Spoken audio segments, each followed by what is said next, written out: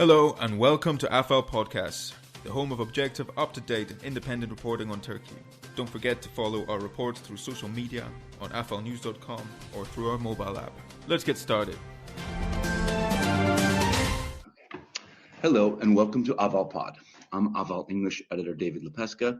Joining me today is Lisel Hintz, an assistant professor at Johns Hopkins University's School of Advanced International Studies, who is currently working on a book about Turkish identity struggles within pop culture. Lisel, in the 10 days since these two videos were released, these two Turkish rap videos, they have received more than 30 million views on YouTube now. How do you explain their vast appeal? So it's been amazing to see how much attention they garnered and frankly, how quickly. These videos both dropped around midnight on Thursday night, a week ago Thursday.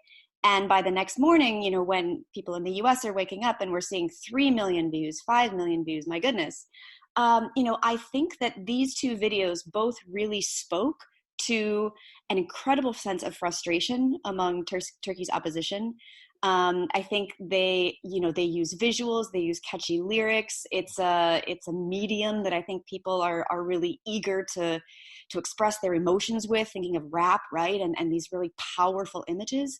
So I think it was kind of cathartic for a lot of people in the opposition in Turkey, as well as those observers from abroad who are seeing these, frustrations such as corruption and violence against women and destruction of the environment taken on just head on with these videos. You're studying pop culture in Turkey. Could you give us a sense of how big a deal those numbers are? Your average hit video in Turkey, let's say, might it draw 1 million viewers in a week? Like how big of a deal are these numbers? Right. So I think one of the reasons that we Turkey observers abroad were so surprised was the numbers that they gained so quickly. One of the things we have to be a little bit circumspect about in studying the opposition is that Turkey is extremely Facebook saturated, but it's not super Twitter saturated. And the Turkish opposition in particular is very highly represented on Twitter. So you may think that something is getting a ton of traction in Turkey from what we're seeing abroad, but it may not actually be the case. And in fact, a lot of those hits were coming from viewers abroad. That being said, the fact that it was shared so many times with so many people adding comments like, my 93-year-old grandmother was crying when she saw this, I don't think that we should discount that. But do you know, do you have a sense of what does an average hit video do in Turkey? Like, does it get 1 million views? I honestly have no idea. I only hear about these generally. Right. So it varies completely. Okay. One of the things that I study is the extent to which pop culture can up your numbers, right? Up the numbers of shares. So if it's something like, for example, a Gezi, during the Gezi Park protests in 2013, if there's a meme that has a Game of Thrones reference, it's going to get many, many, many more hits and probably hit that 1 million mark much more quickly than something, that's just as saying, oh, Erdogan needs to resign or the government needs to go down. So it's really hard to track numbers. The reason I'm not giving you exact numbers is we can't necessarily parse out what's coming from abroad, what's coming from Turkey I see. in a systematic way yet. But we definitely tell that when there's some kind of pop culture element, when it's a rap video or when it's a very popular TV show, something that's kind of either expressing emotion in a really powerful way or using something that's immediately recognizable, has a cool factor, and people who are maybe not super interested in politics think it's pretty funny to see Erdogan's face next to "winter is coming," right? Those kinds of things are really what can up your shares. Well, one line you mentioned in your Washington Post piece last week, and a line I think that's jumped out to a lot of people in Susamam is, you want music to entertain you, to whisk you away from reality, but we believe music can change things. It seems like that idea struck a chord. I think it really did. And the way that video was put together, it's 20 individuals, I think 17 artists, because some of them are duos. And the way in which that is kind of intoned is this sort of computer-like voice. It's almost like a Matrix kind of experience. And it's saying, yes, you want this to take you away. You want this to be kind of like the circus in Bread and Circus, right? When a regime is kind of trying just to entertain and placate the masses. But in fact, what these artists are saying are, we're going to wake you up. So it did have kind of a matrixy feel to me. Mm-hmm. Yeah, as you point out in your Washington Post piece as well, these videos prove that rage and grief can be just as mobilizing as the humor that was often used in the Gezi protest memes. I was wondering if they might even be more so because, I think people see fun. You can, disprove me, of course. I think people see funny memes on Twitter or Facebook and just share them as sort of a knee-jerk reaction to something appealing and interesting. But if you're going to sit down and experience the pain and anger of a 15-minute video, that to me seems potentially more moving, more mobilizing than the cartoon of a penguin. So I think that's actually really important to point out, the penguin. I talk about in my piece this idea of like a cultural affective heuristic, which is an image that you see that just hits you immediately. You know what it means. You know what it's trying to get across, right? So the penguin obviously means media censorship because CNN Turk was playing the penguin video during the Gezi protests rather than showing the crackdown on the people. Right. I think this video, the Susamam video, is really interesting because it is 15 minutes. It's like an epic, right? Yes. And in fact, some people have criticized it as kind of, a little bit like how shall I say, like a message, like kind of produced in a sense, a little bit artificial because it is so long. It's kind of like one of those messages that would be shown, to teens on television. Public service announcement. Exactly. Thank you. But at the same time, you're right. It is really powerful. And it's hard not to, I think, get emotional. What's interesting to me is that Susamam comes out, as I said, at the exact same time as Olay, which means event or incident, and takes a very different sort of approach, but I think equally powerful, which is like boom, boom, flash, flash imagery of so much violence that has happened, say, over the last 10 years. I do think they're both gripping and they may have some sort of lasting power, although people are still talking about the penguin, 9 years later. I think it does have some kind of reference, some kind of resonance. But I think you're right. I think this anger and this rage and this frustration, particularly on issues like the women violence against women, I think that's what really hit a lot of people because in the run-up to the release of these videos, there have been a number of very public and very publicly debated killings of women by their previous partners. And it just doesn't seem like this is being addressed in Turkey. The numbers are skyrocketing. So I agree with you. I think there is a mobilizational power in the rage and the grief that people are feeling. You study identity. One thing I found interesting is that in one verse, Şanışer, the rapper who's behind the Susamam video, admits to being a white Turk, but then goes on to blame Turkey's current situation on those who have stayed silent, always with a cup of coffee in their hand, focused on building their startup. I think it's interesting that he's kind of blaming the people, the type of people who may be sharing this video and getting mobilized by it. I think that's exactly the power of it. I think it's an indictment of the Turkish people themselves. If you watch the way that it plays out in the video, he's having a conversation with someone else, right? So the person who says, I'm a white Turk, right. I spend my money on vacations and I grew up apolitical and I didn't vote and now I'm afraid to tweet, is a different character, right? So it's almost like he's sort of talking with himself, but he uses this video as a medium, an artistic medium, to kind of blame himself. Mm-hmm. And there's a back and forth that goes on that I think is really interesting. And I think you're spot on that in addition to kind of grasping the zeitgeist or the current frustration about violence against women, I think it's the apolitical nature of those who, are going to Starbucks and they've got their cell phones and they're just trying to establish some kind of status or some kind of, economic power. And there may be, they've benefited from what the AKP has done in terms of some of the economic growth, right? So maybe they have been slightly apolitical or thought that they couldn't really get involved.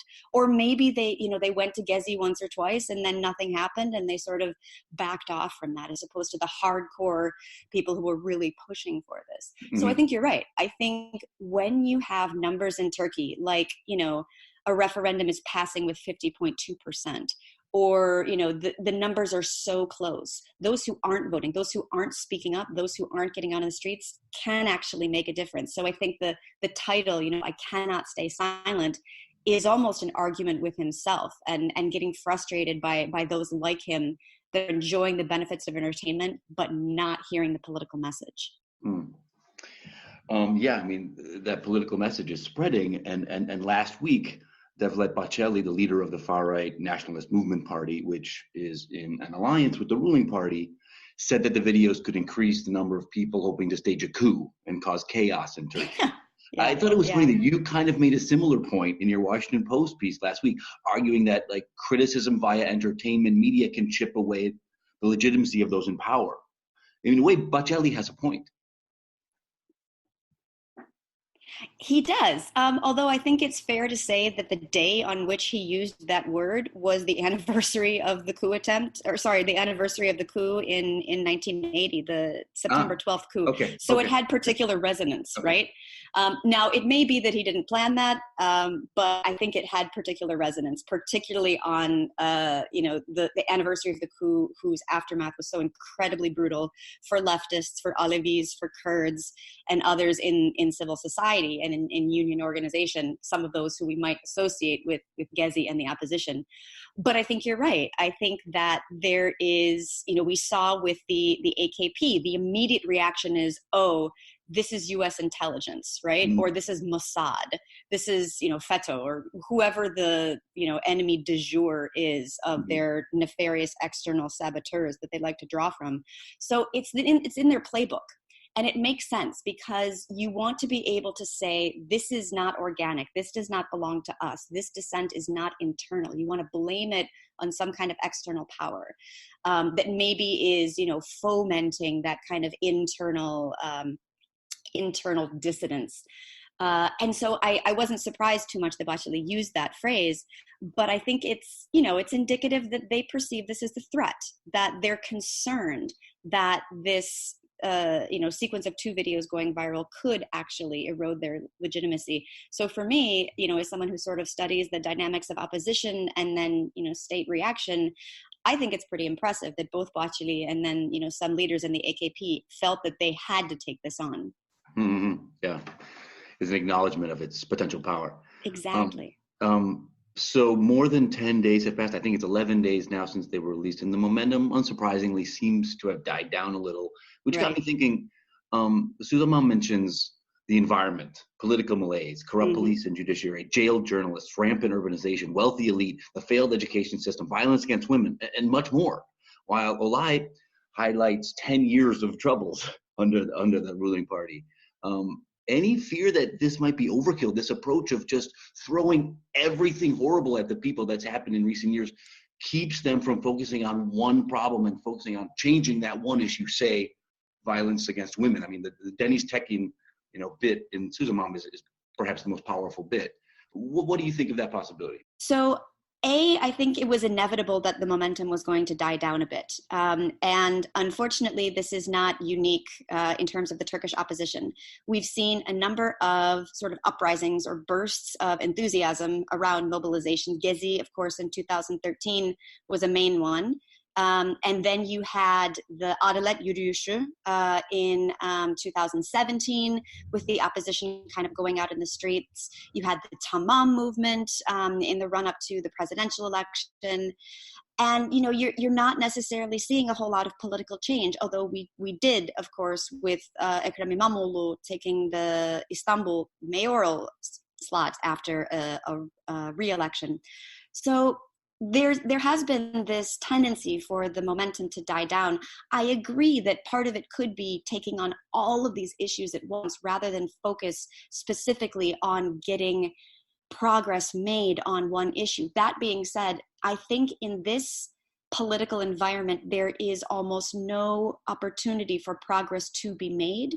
So getting the opposition as frustrated, as rallied around their disillusionment as possible might be the best tactic, as opposed to actually trying to address one of these issues with the government. It just doesn't seem that the government is responsive to that right now. That's interesting. Yeah, and you wrote in that Washington Post piece that the videos remind us not to underestimate the ability of an enraged and grieving opposition to push back, to find solidarity, to renew interest in their cause. And that may be true. That seems to be true. I guess I'm just not wondering, isn't it also to some extent a sign of government control? Nobody's taking to the streets and demanding Erdogan's head, or even change. Instead they're sharing a video online, which seems kind of innocuous, right? Mm-hmm. Well, so this is exactly what I'm trying to argue, is that it's not innocuous and that this kind of political capital can build up. One of the reasons that we're seeing this kind of dissent take to the airwaves or take to forms of pop culture is that the streets have essentially been banned to them.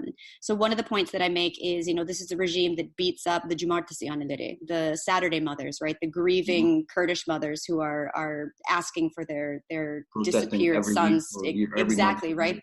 Every Saturday in Istanbul. And so if the street has been taken away from you as a public square or a forum for protest, songs and things that can be shared online, which, they eventually may face a consequence for, that's entirely possible. But I think that this can actually be a way of building up that kind of political capital when demonstrating on the street is not possible. Now, the problem is you're not going to see any of these results until some sort of catalyst, some kind of political opening. So a lot of us who study protest politics are interested in the confluence of dynamics, like how does, Gorbachev calling for glasnost, which is opening up the space for a little bit of criticism of the Soviet regime, how does that combine with a number of other dynamics to finally see people out in the street in masses, right? So there have to be some kinds of political openings at the top. That could be a transition of power, that could be a whole lot of different elements, but there has to be some kind of small political space such that the opposition thinks it has a chance to get out in the streets. What I'm saying is that the sharing of these videos, which is upped and increased by their popularity, by the emotions they evoke, by the fact that people can feel the rage and the grief, they see the message in them, that the fact that that's being distributed amongst the opposition is reminding other people they're not alone, reminding people that there are other people who are frustrated like them, and keeping that kind of spirit of resilience and resistance alive can be crucial once some kind of political opening happens. Mm-hmm. Yeah. I was thinking this same direction. How will we know? When will we know that this quiet online oppositional movement linked to pop culture has made, a great impact? You're saying it won't happen. We won't see it until there's some opening from the top, some sort of exactly. I guess another possibility is that, has it ever happened in Turkey that a well-known musician or performer has run for office? It's not uncommon in the U.S., like Sonny Bono and Wyclef Jean ran for office in Haiti. Has this sort of thing happened in Turkey ever? You have artists that have been close to the government, they've been highly criticized for it, right? Bülent Ersoy, I think, is one example we can think of. That's a good question. I can think of former soccer players, right, like Hakan Şükür. I don't know. Not one doesn't pop to my mind right now. But there certainly has been criticism of artists who have gotten close to the AKP. It was one of Erdogan's ways of countering Gezi was to invite his own artists. But I think Ekrem İmamoğlu, the mayor of Istanbul, said something really important. He said artists haven't, been able to speak. He said, let them speak up. And I think it's really important that we recognize that they have political power and that they have the ability to get people out into the streets. I think, this particular video was interesting. The Susamam video was interesting in the sense that it was collaborative. It wasn't, just focused on one person. But that it really was garnering a whole lot of interest and support. So the other, point that I would make on that is that right now, political participation in parliament basically means nothing. So running for office is not going to get you what you want. This point that we were talking about of there has to be some kind of political opening, and that's when we will see that there has been opposition building up. What I really want to emphasize with this piece and with my work is that if we only focus on the outcome of regime change, we're never going to know when it's going to happen. You have to look at the back channels, and you have to look at how mobilization is sustaining itself. And one of the ways is through this kind of horizontal online sharing, as opposed to exactly what you're talking about, the sort of vertical, put a politician in parliament. At this point, with the numbers of people who have been put in jail, for tweeting things, it doesn't seem like a viable strategy. Yeah. You write that since, people essentially can't protest now. Social media is the new form of dissent, particularly for young people. 90%, I think you said, are on social media. I guess you're assuming then or you're expecting that there will be more of these videos in the days ahead. I think so. And this, I guess one of the things I want to emphasize is, the mobilization and the burst of enthusiasm may happen and it may seem to disappear, but it doesn't mean that its effects are gone. So one of the things that I try to study is some of those less examined, less visible effects, that, sort of resilient or residual political capital that reminds the opposition that there are others who are really frustrated, that there are others who might be willing to go to the streets if there is some kind of political opening. So yeah, I wouldn't expect maybe, another video next week because we've sort of had this catharsis. But if there can be a constant or sort of reminding, a way to bring the opposition together and, prevent them from this kind of internal infighting that we see actually in the video, right? Like, don't become apolitical, don't become frustrated, don't just stop caring. I think that's where we're going to see the ways in which the opposition comes together once we do see some kind of political opening. Okay, great. Thanks so much for your time. Anything else you'd like to add that I haven't covered? Oh my goodness. Yeah, I guess I would just underscore the point of, don't discount things that seem like flash in the pan, because they can have long lasting effects. And particularly with pop culture, particularly, as you said, with the youth. I think it's like 93% are active on social media. Gezi, for example, was this kind of opening whereby you had so many people who had never participated in politics, so many youths who got inspired, got together, and thought that they could have some kind of change. Well, that's a good example, because I think, I was there then. I think of Gezi. Yeah, me too. And it was beautiful. Everybody was so excited, and it was so beautiful. And what I think you could argue today that the impact of Gezi was that nobody can protest in Turkey anymore. So why was it so good? Right, exactly. So I totally hear that, and that depends on where you're looking for the change, right? So part of the change is that you can't protest in Turkey anymore. And part of the change is that, people like Osman Kavala and Yiğit Aksakoğlu and others, who are blamed as these organizers are still in jail forever. Yeah, exactly. And what I'm saying is, as much as the government tries to squeeze the spaces in which dissent can happen, it cannot erase this. And I speak of this as, someone who's trained in comparativist political science, where, there were ways that opposition was taking place under the Soviet regime in these extraordinary authoritarian regimes. And that kind of opposition, the way in which was organizing, actually helped facilitated Soviet collapse when that political opening happened.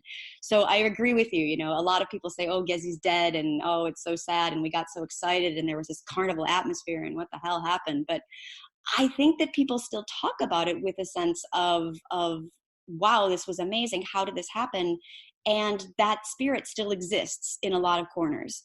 And I think that these videos remind us of that spirit, of that resilience, despite the fact that there's increasing repression from the regime telling you this isn't going to be possible. And I think these videos and these people sharing them are telling them it is. Yeah, so might Imamoglu's victory be connected to Gezi and possibly the resignation of all these AKP figures we've seen in recent weeks? It's hard to know. So this is where it gets super interesting. And as a political scientist, it's really hard to parse out the causal mechanisms and the links, right? That's going to come later when we have access to all the documents and a much bigger picture. But I would argue, a lot of people, for example, will point to the Adalet Yürüyüşü in 2017. Mm-hmm. And they'll say, nothing really happened, right? Like, some people marched and they got to Istanbul and they weren't cracked down upon. And so who cares? I would say that the organizing, the change in the way that the Republican People's Party has been thinking about reaching out to the opposition, the change of narrative, the fact that Kılıçdaroğlu, had to kind of convince İmamoğlu to run for this position, that he thought he was right, even though he'd only served one term, he's relatively young. Mm-hmm. This message of tolerance and inclusion and outreach, and we're not going to engage in your, sort of fisticuffs politics, which frankly, when I saw İmamoğlu, I thought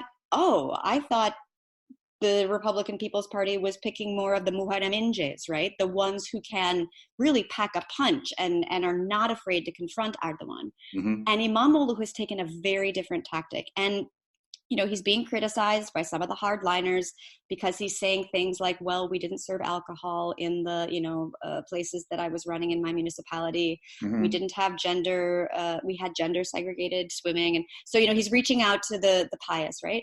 And the fact that he's got, an ability to reach out to Kurds as well and have them vote for him. So I kind of like to see this as a long trajectory of some of the ways in which the CHP, the Republican People's Party, has evolved its strategy. And if we can think of Imamoglu as not just the candidate who was picked, who went forward, but who was able to actually pull off this absolutely unthinkable victory of taking Istanbul away from the AKP, I can't help but think that came out of nowhere. I think that there are roots to that. And I think that's part of what we're talking about is this spirits of resilience. And frankly, another dynamic we didn't talk about, but something that happened at Gezi, is people who otherwise never would have associated with each other coming together, starting to break down some of those identity divisions or identity red lines such that you can think of having Kurds voting for the CHP, which you never would have necessarily thought. Or that's think of point. That brings up maybe one of the reasons why there's so many people and so many different topics covered in Susamam. I think you're right, in the sense that, although it's also fair to say that there are topics that aren't covered, right? So there's no discussion of LGBTQ. So that's always going to be, I think, a point of contention when an opposition is trying to reach out to more and more people. There are still going to be groups that they haven't reached out to that still feel marginalized or excluded, but maybe they're worried about reaching out to because then they lose some of their more conservative base, right? So I agree. I think that Susamam is trying to cover and show, look at all of the things that bind us together, right? And so then the worry is if they choose something like LGBTQ issues, then do they lose some of their support? And we saw, for example, with Miraç, one of the artists in the Susamam video, tweeting, oh, I'm not comfortable that HDP is, kind of getting support from this or benefiting from this, profiting from this, right? And then, of course, had to take it down. So that's the sort of dark underbelly, in the sense that the reaction to these videos is often as interesting to study as the videos themselves in terms of the criticism. And I think that kind of lay bare some of the divisions that are still there in the opposition, but I feel as though there is progress in the other direction. And I think Imamoglu is a good example of that.